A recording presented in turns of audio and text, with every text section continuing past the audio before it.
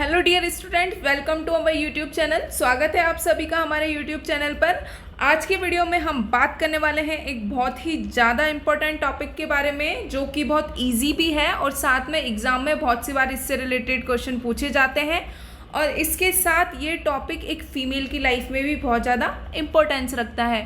तो देखेंगे हम किस टॉपिक के बारे में बात कर रहे हैं। तो हम बात करने वाले हैं आज ब्रेस्ट सेल्फ एग्जामिनेशन के बारे में। देखो, इसको आगे डिटेल में पढ़ने से पहले हम जान लेते हैं कि क्या होता है ब्रेस्ट सेल्फ एग्जामिनेशन, किसके द्वारा किया जाता है, क्यों किया जाता है, कब किया जाता है, कैसे किया जाता है, किस टाइम पे किया जाता है। तो ये सारे क्यों वाले क्वेश्चन आज हम इससे रिलेटेड जानने वाले हैं। सबसे पहले मैं बात कर लूँ, आपको नाम से ही पता चल रहा है breast self examination. Self means एक फीमेल जो है खुद ही इसका एग्जामिनेशन करने वाली है। कोई सेकंड पर्सन की इसमें रिक्वायरमेंट नहीं है या किसी स्पेशलिस्ट की इसमें रिक्वायरमेंट नहीं है। एक वुमन, एक फीमेल खुद ही अपना ब्रेस्ट का सेल्फ एग्जामिनेशन करने वाली है। तो देखें क्यों ज़रूरी है, अभी हम बिल्कुल छोटा सा देख लेते हैं, डिटेल में हम आगे पढ़ने वाले हैं। देखो, हम बात करेंगे कि फीमेल्स में मोस्ट कॉमन कैंसर के बारे में। मोस्ट कॉमन कैंसर फीमेल में हम बात करेंगे तो वो होता है ब्रेस्ट कैंसर। ब्रेस्ट कैंसर जो है फीमेल्स में सबसे ज़्यादा देखा जाने वाला कैंसर है। और हम बात करें कि फीमेल्स में अगर डेथ होती है तो ब्रेस्ट कैंसर की वजह से फीमेल में डेथ भी हो सकती है। बहुत कम चांसेस होते हैं, यह हमें ऐसा होता है कि बहुत लेट स्टेज में जाके पता चलता है। तो उस कंडीशन में हम कुछ नहीं कर सकते। उस कंडीशन में हमारे पास कोई ट्रीटमेंट या सर्जिकल कुछ भी ऑप्शन नहीं बचता कि हम उसको ट्रीट कर सके। इसलिए हमें ज़रूरत पड़ती है ब्रेस्ट सेल्फ एग्जामिनेशन के बारे में। तो चलिए इसके बारे में हम अब डिटेल में देख लेते हैं।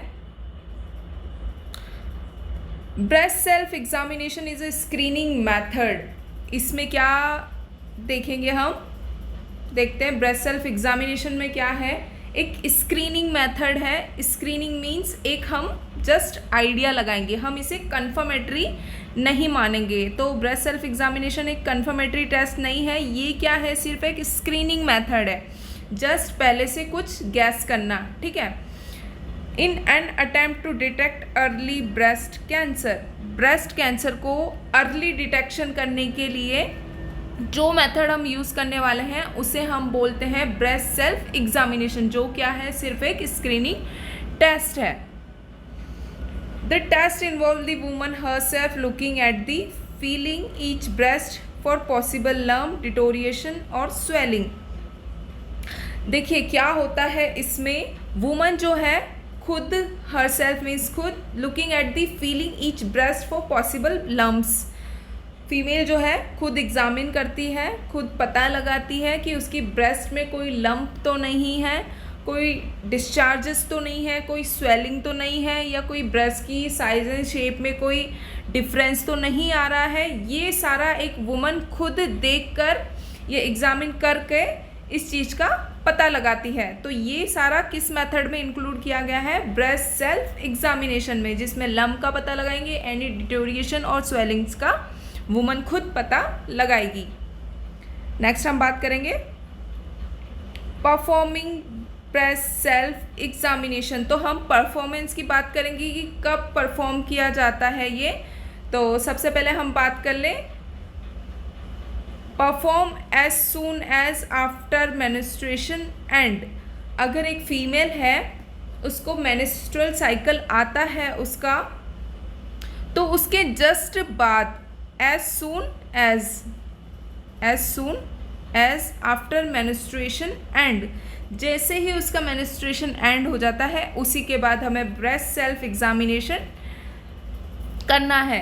जैसे ये वुमेन पे वेरी करता है, वैसे जैसे हम देख लेंगे, अगर फर्स्ट डे से लेके किसी वुमन को 4 to 5 डेज साइकिल रहता है उसका, तो हम नेक्स्ट 6 या 7 डेज़ पे जब भी पॉसिबल हो, एज सुन एज पॉसिबल इसमें बोला है, जब भी पॉसिबल हो, या तो 6 डेज़ पे 7 डेज़ पे हम उसका क्या करेंगे, ब्रेस्ट सेल्फ एग्जामिनेशन कर लेंगे। तो एग्ज़ाम में अगर क्वेश्चन आता है इस तरीके से कि कब परफॉर्म करना है मेंस्ट्रुएटिंग वुमन में, तो उसका आंसर होगा as soon as menstruation and.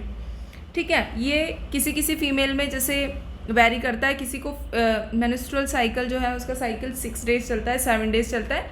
तो जब भी उसका मेंस्ट्रुएशन साइकिल का 5 या 6 7 डेज जो भी डेज होता है वो ख़त्म हो जाए, उसके नेक्स्ट डे ही उसे क्या करना है, ब्रेस्ट सेल्फ एग्जामिनेशन करना है। अब हम बात करें next menopausal, post menopausal woman में, तो उसमें कब करना है हमें, same time every month.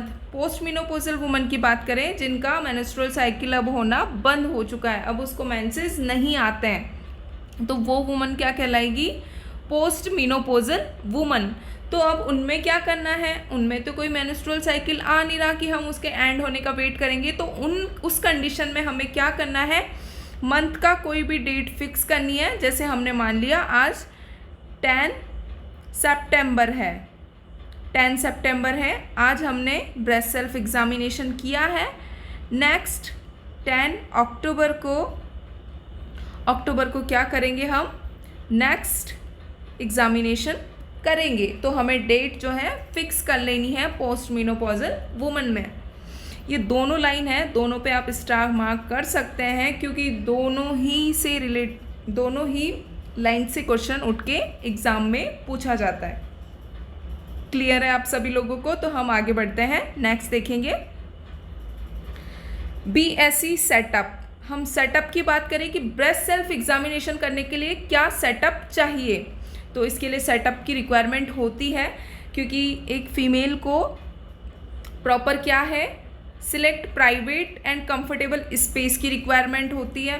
Breast self examination करेंगे तो ऑब्वियसली एक फ़ीमेल को प्राइवेसी की रिक्वायरमेंट होगी, साथ ही वो प्लेस प्राइवेसी के साथ कंफर्टेबल भी होना चाहिए जहाँ पे वो आराम से अपना एग्जामिनेशन कर सके। नेक्स्ट हम बात करेंगे अनड्रेस्ड, स्टैंडिंग और सिटिंग पोजीशन। फीमेल जो होगी अनड्रेस होगी, जो भी उसने अपना अपर डाला हुआ है वो रिमूव करना है फीमेल को। ठीक है, अनड्रेस रह के सिटिंग और स्टैंडिंग पोजीशन, जिसमें भी वो पोजीशन में वो कंफर्टेबल है, या सिटिंग है या स्टैंडिंग है, जिस भी पोजीशन में वो करना चाहे कर सकती है। Large mirror in well light room, साथ ही क्या होना चाहिए, एक लार्ज मिरर होना चाहिए, इतनी साइज़ का तो होना चाहिए एटलीस्ट कि वो उसका अपर पार्ट विजुअलाइज हो, वो जब एग्जामिनेशन करें तो उसको क्लियरली सब कुछ विजुअलाइज हो। और लाइटिंग क्या होनी चाहिए उस रूम में, अच्छी लाइटिंग होनी चाहिए। साथ ही फीमेल जो है रिलैक्स रहनी चाहिए, कोई घबराने वाली बात नहीं होती है, तो फीमेल को रिलैक्स लेके क्या करना है, ये सारे क्राइटेरिया फुलफिल करते हुए अपना एग्जामिनेशन करना है। नेक्स्ट है ब्रेस्ट सेल्फ एग्जामिनेशन, जो 7 स्टेप्स है। देखिए ये वेरी करता है ऑथर्स के अकॉर्डिंग, बुक्स के अकॉर्डिंग। अभी रिसेंटली हम बात करें तो 7 स्टेप्स इंक्लूड की गई है ब्रेस्ट सेल्फ एग्जामिनेशन में। और ब्रेस्ट सेल्फ एग्जामिनेशन कितने टाइम के लिए करना है, तो वो है 15 मिनट्स के लिए हमें ब्रेस्ट सेल्फ एग्जामिनेशन का प्रोसीजर परफॉर्म करना है वंस इन अ मंथ, जो कि अभी हम देख चुके कि मीनोपॉजल में कब, पोस्ट मीनोपॉजल वुमन में कब करना है और मेंस्ट्रुएटिंग वुमन में कब करना है। ठीक है, अब हम स्टेप्स की बात कर लेते हैं, जो हमने 7 स्टेप पढ़ी है। तो फर्स्ट स्टेप की हम बात करेंगे, तो फर्स्ट स्टेप होने वाली है हमारी ऑब्जर्व या ऑब्जर्वेशन। तो इसमें आप डायग्राम देख के पता लगा सकते हैं क्या होने वाला है, देख लेते हैं हम।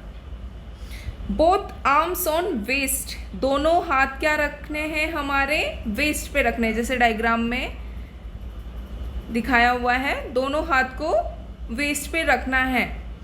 टर्न आर्म्स इनवर्ड्स, जो आर्म्स है वो थोड़े आगे की तरफ होने चाहिए।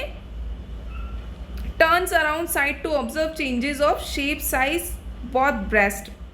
अब क्या करना है फीमेल को, दोनों उसने हाथ अपनी कमर पे रखे हुए हैं, वेस्ट पे रखा हुआ है। अब वो टर्न होके देख सकती है, दोनों साइडेड में बोथ साइडेड टर्न होके देख सकती है कि उसे अपनी साइज़ या शेप में कोई डिफरेंस तो नहीं दिख रहा है। ठीक है, कोई डिफरेंस तो नहीं है। उसके लिए वो अपनी पोजीशन चेंज करके या घूम के जिस तरह से भी वो ऑब्जर्व करना चाहे, पर हाथ की पोजीशन फर्स्ट स्टेप में रहने वाली है ऑन दी वेस्ट। ठीक है, नेक्स्ट स्टेप की हम बात करेंगे। नेक्स्ट स्टेप में है ब्लेंड स्लाइटली फॉरवर्ड बो टूवर्ड मिरर। अब क्या करना है, हैंड्स की कंडीशन, हैंड्स की पोजीशन सेम है, बट क्या कर रहे हैं, इसमें थोड़ा सा आगे की तरफ झुकी हुई है मिरर में। फीमेल डायग्राम में देख सकते हैं आप, फीमेल थोड़ा सा आगे की तरफ बैंड है। इसमें क्या ऑब्जर्वेशन होगा, चेंजेस इन शेप अगेन। इसमें भी क्या कंडीशन, इस वाली स्टेप में भी क्या करेंगे, चेंजेस जो शेप में चेंजेस आ रहे हैं उन्हीं को देखना है। पर पहले वाले जो फर्स्ट स्टेप में बात की थी, फीमेल नॉर्मली खड़ी हुई थी, इसमें स्लाइटली आगे की तरफ खड़ी हुई है। नेक्स्ट थर्ड स्टेप की बात करेंगे। थर्ड स्टेप में भी हमें ऑब्जर्वेशन करना है, पर राइज हैंड ओवर हेड, हाथों को हैंड के पीछे की तरफ कर लेना है। कीप हैंड्स बिहाइंड हेड और प्रेस फॉरवर्ड। हाथ की पोजीशन किस तरह से होनी चाहिए, हेड के पीछे होनी चाहिए, साथ में हाथ आगे की तरफ फॉरवर्ड करते हुए होने चाहिए। Turn side by side to look for any change, और साथ ही में फीमेल को टर्न करते रहना है, टर्न करके देखना है कोई चेंजेस वगैरह तो नहीं हो रहे ब्रेस्ट साइज में। नेक्स्ट हम बात कर लेंगे स्टेप 4 की। स्टेप 4 में फीमेल करेगी लाइट डाउन, यानी कि उसे लेट जाना है। Keep folded towel thin pillow under left shoulder to check left breast with right hand. क्या है, देखो इसमें क्या करना है, एक फीमेल को जब वो अपना ब्रेस्ट सेल्फ एग्जामिनेशन कर रही है और 4th स्टेप पे है, तो उसे एक टॉवल को फोल्ड करके, या तो वो टॉवल ले सकती है या फिर एक पिलो ले सकती है। उसे जिस भी तरफ कर रही है, अगर वो लेफ्ट ब्रेस्ट का एग्जामिनेशन कर रही है तो लेफ्ट शोल्डर के नीचे उसे टॉवल प्रेस करना है या थिन पिलो प्रेस करना है, उसे रख देना है अपने शोल्डर के नीचे और हाथ पीछे की तरफ करके अपने राइट हैंड से वो एग्जामिन करेगी। और अगर हम बात करें कि अगर वो अपने राइट ब्रेस्ट का एग्जामिनेशन कर रही है तो पिलो या टॉवल को किस साइड रखना है, राइट शोल्डर की तरफ रखना है, और हैंड कौन सा यूज़ होगा, लेफ्ट हैंड यूज़ होगा। हमेशा याद रखिए, हमेशा अपोजिट साइड वाला हैंड हमें यूज़ करना है। नेक्स्ट हम देखेंगे पाम पोजीशन। देखिए, सबसे पहले हमारी पाम की पोजीशन, पूरा हैंड हमें यूज़ नहीं करना है, पूरा पाम हमें यूज़ नहीं करना है। पाम की पोजीशन कैसी होनी चाहिए आप डायग्राम में देख सकते हैं। Use pad of fingers, finger पूरी फिंगर्स हमें यूज़ नहीं करनी है, ओनली पैड पोर्शन यूज़ करना है। मीन्स आगे वाला पोर्शन जो है हमें यूज़ करना है, ओनली पैड्स जो है हमें यूज़ करने हैं। Glide across breast to palpate, don't lift. Only क्या करना है, इन फिंगर पैड से हमें क्या करना है, ग्लाइड मीन्स हाथ को वहाँ पे फेरना है और वहाँ से हाथ हमें लिफ्ट नहीं करना है, मतलब हटाना नहीं है हाथ, वहीं पे ग्लाइड करते रहना है अक्रॉस दी ब्रेस्ट। ब्रेस्ट के चारों तरफ जो है हमें हाथ को घुमाते रहना है। ठीक है, वहाँ से हाथ को उठाना नहीं है कि आप एक बार टर्न कर लिया फिर उठा लिया हाथ को, ऐसा नहीं करना है। एग्जामिन टोटल ब्रेस्ट एरिया, पूरे कंप्लीट ब्रेस्ट एरिया को एग्जामिन करना है इसी तरह फिंगर पैड से। Use soap powder for smooth moment, अगर हाथ का मोमेंट या अच्छे से ग्लाइडिंग नहीं हो रहा है वहाँ पे, तो आप पाउडर या सोप का यूज़ कर सकते हैं ताकि आपको वहाँ पे कोई फ्रिक्शन ना दिखे और आपका हैंड जो है अच्छे से मूव हो सके। Use palm only if no sensation in fingers. देखिए, बहुत सी कंडीशन में क्या होता है, बहुत सी फीमेल्स होती हैं जिनको आगे कोई डिजीज़ कंडीशन या कोई कंडीशन की वजह से आगे नमनेस रहती है, उनको सेंसेशन फील नहीं होता है, तो उन्हें वहाँ पे लंप या ऐसा कुछ नहीं दिखेगा। तो उस कंडीशन में क्या करना है, अगर उनको कोई दिक्कत है, कोई परेशानी है, तो उस कंडीशन में वो अपना पूरा पाम यूज़ कर सकती है। ठीक है, वो हैंड के पाम वाले एरिया से पाल्पेशन, ठीक है, कर सकती है। नेक्स्ट हम बात करेंगे ब्रेस्ट सेल्फ एग्जामिनेशन के एरिया के बारे में कि किस किस एरिया में हमें पाल्पेशन करना है। तो हम एरिया की बात करें, entire area from neck to armpit to bottom of the breast. ठीक है, एक डायग्राम से समझ लेते हैं।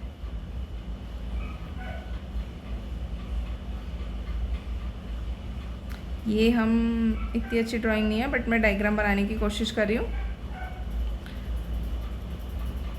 अब ये बोल रहा है फ्रॉम नेक, नेक वाला एरिया कवर करते हुए, टू आर्मपिट, आर्मपिट साथ में अंडर आर्म्स वाला area, armpit to bottom of the each breast. हम दोनों ब्रेस्ट की, अभी हम एक ब्रेस्ट की बात कर रहे हैं। ठीक है, तो ये वाला पूरा एरिया है, ये हमें कवर करना है, यानी कि इस पूरे एरिया पे पाल्पेशन की ज़रूरत होती है। क्योंकि क्या होता है, जो वहाँ पर लिम्फ नोड्स होते हैं तो उनमें भी साथ में कैंसर जो है स्प्रेड हो सकता है। तो ये हमें चेक करना है कि कैंसर हमारे आसपास वाले एरिया में तो स्प्रेड नहीं हो गया है। इसलिए हमें नेक वाला पोर्शन और आर्मपिट वाला पोर्शन भी क्या करना है, एग्जामिन करना है, पाल्पेट करना है हमें। ठीक है, तो ये बात हमें ध्यान रखनी है कि पूरा एरिया हमें पाल्पेट करना है, जिसमें नेक भी आ जाता है हमारा, आर्मपिट आ गया, और बॉटम ऑफ द ब्रेस्ट, यानी बॉटम से हमें स्टार्ट करना है। ठीक है, अब हम बात कर लेते हैं स्टेप 5 के बारे में कि 5th स्टेप कौन सा है। तो 5th स्टेप में हमें ध्यान रखना है डायरेक्शन ऑफ पाल्पेशन का, हमें ध्यान रखना है कि किस डायरेक्शन में हमें पाल्पेशन करना है। एनी 3 मोशन स्टाइल, जिसमें हमने 3 मोशन स्टाइल्स को यूज़ किया है, 3 मोशन स्टाइल को यूज़ करके हम पाल्पेशन करेंगे। तो कौन कौन से स्टेप है आप डायग्राम में देख सकते हैं। फर्स्ट स्टेप में up to down, up to down, up to down, इस पोजीशन में ईच ब्रेस्ट को पाल्पेट करना है। अप टू डाउन वाली मोशन में एक फीमेल को जो है पाल्पेशन करना है। ठीक है, तो फर्स्ट वाला मोशन स्टाइल ये हो जाएगी। सेकंड हम बात करें सर्कुलर मोशन में, अपने जो फिंगर पैड्स है उनको सर्कुलर मोशन में ब्रेस्ट के चारों तरफ रब करना है या पाल्पेट करना है। नेक्स्ट डायग्राम में देख सकते हैं ये किस तरीके से ब्रेस्ट का पूरा एरिया कवर करते हुए outside to inner side, outside to inner side आपके हाथ को लेकर आना है। ठीक है, तो ये तीनों जो है मोशन की स्टाइल्स है, या इस तरीके से मोशन करके हमें पाल्पेशन करना है। Cover each breast fully, breast को पूरा कवर करना है, ऐसा नहीं बस कॉर्नर कॉर्नर पे कर लिया या बस साइड साइड में कर लिया, पूरा कंप्लीटली ब्रेस्ट जो है कवर करना है। साथ ही आर्मपिट एंड नेक भी हमें इंक्लूड करनी है। नेक्स्ट हम बात करें आर्मपिट्स पे special attention to this area. ठीक है, आर्मपिट पे हमें स्पेशल अटेंशन देनी है क्योंकि वहाँ पर लिम्फ नोड्स होते हैं। लिम्फ नोड्स में अगर कैंसर चला गया तो बॉडी में स्प्रेड होना और ज़्यादा इजी हो जाएगा। ठीक है, यानी कि कैंसर जो है स्प्रेड हो चुका है, इसका पता हमें कैसे चलेगा, आर्मपिट में जब हम एग्जामिनेशन करेंगे तो। नेक्स्ट हम 7th और लास्ट स्टेप की बात करेंगे। तो उस स्टेप में हमें किस चीज़ का ध्यान रखना है, उस स्टेप में हमें फोकस करना है निप्पल पे सॉरी, उस स्टेप में हमें ध्यान रखना है निप्पल पे। तो हम क्या करेंगे उस कंडीशन में, squeeze nipple for discharge dripping leakage.